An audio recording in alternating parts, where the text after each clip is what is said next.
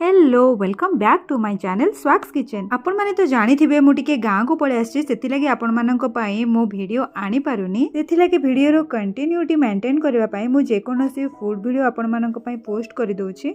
जेहेतु आज मोर आईंकर श्राद्ध थिला तो आमे टिके मामू घर को पळीथिलु हेले पहुँचबा बेले टिके लेट हो सारी थिला। आमे गला बेले श्राद्ध सरी आसुथिला तो आमे ठाकुर को टिके मुंडिया मारिकी पिंड बढ़ाइतिबा जगह रे बे टिके मुंडिया मारि नेलु।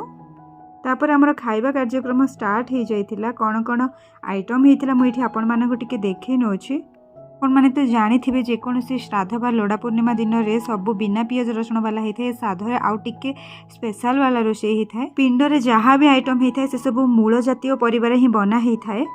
श्राद्ध रोषे रो बास्ना तो पूरा नियारा एवं पत्र रे बसिबार मजा आउरी अलगा। तो एठी पिंड हांडी रे भात बना हिचे, चाउल खीरी, देन आंबिल, मुग डाली, एठी बरा, काकेरा, देन एठी पिठो भजा, एटा गोटे पिंडर घांट तरकारी एवं एठी नॉर्मल घांट तरकारी। मु बोधे प्रथम थर पाई मो आई को श्राद्ध रे प्रेजेंट थिले मते बहुत बढ़िया लागिला। आपण मानको केमती लागिला आज रो वीडियो मते कमेंट रे निहाती जणैबे। आज पई रहिली, बाय बाय।